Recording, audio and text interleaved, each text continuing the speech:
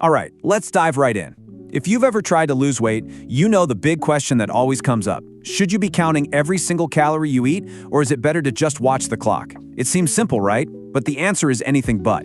Today, we're putting these two massive diet strategies head-to-head in the ultimate showdown.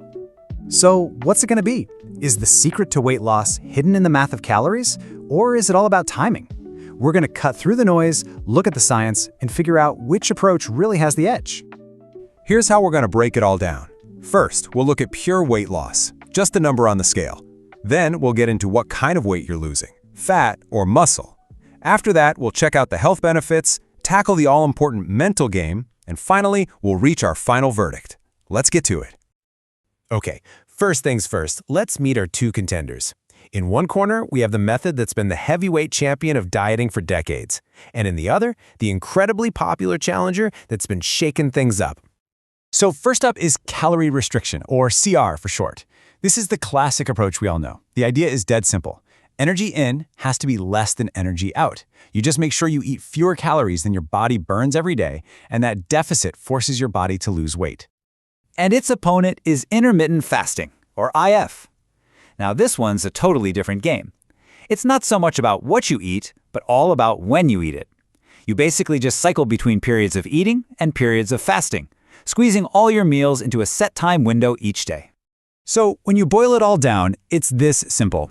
Calorie restriction is all about how much food goes in your mouth. Intermittent fasting is all about when it goes in. And trust me, that one little difference, it changes absolutely everything. All right, let's ring the bell for round one, pure, simple weight loss. If we're only looking at the number on the scale, which one of these methods actually delivers the better punch? Let's see what the data says. Well, look at that. On paper, it looks like a dead heat. Both of them absolutely work. If you consistently cut about 500 calories a day, you'll reliably lose about half a kilo a week. But here's the interesting part. Studies show intermittent fasting gets you pretty much the same result. The key difference? With IF, you often end up eating fewer calories without even trying, simply because you have less time to eat. No food scales, no calculators, just results. But hang on. The number on the scale never tells the whole story, does it? What you're actually losing, whether it's fat or precious muscle, is a huge deal for your metabolism and your long-term success. So for round two, let's talk body composition. And you really got to let that sink in.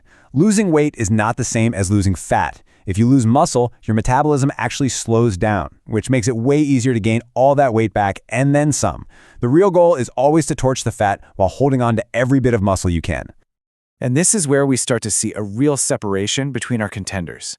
With traditional calorie restriction, you often end up losing both muscle and fat.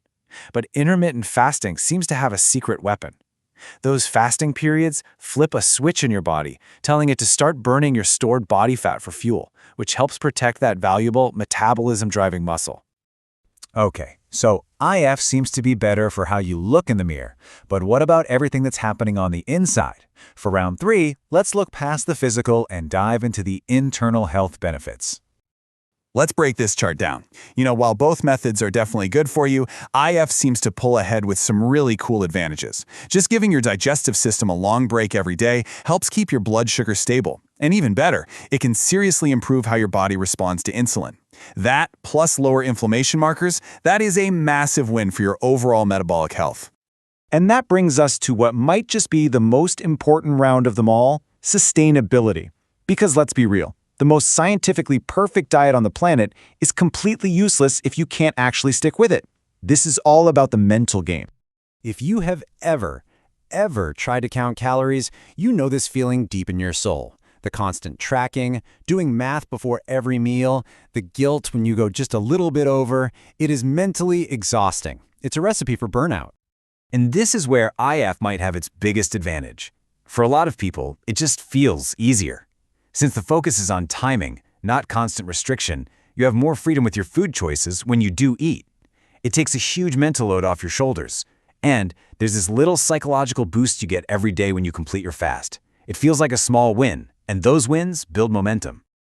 So, we've looked at the scale, body composition, health benefits, and the mental game. We've been through all the rounds. It's time to tally up the scores and get to our final verdict. Looking at this final scorecard, a pretty clear pattern starts to emerge, doesn't it? While both methods will help you lose weight, intermittent fasting seems to have the upper hand almost across the board. It's better at preserving muscle, offers some excellent health benefits, and for most people, it's just plain easier to stick with long term. But wait, before we declare a knockout, there's a crucial point to make. Despite what that scorecard says, there is no single winner that works for every single person. The science might point to a lot of advantages for IF, but the real world is messy. It's about your lifestyle, your schedule, your personality. At the end of the day, the best diet plan isn't something you find in a research paper.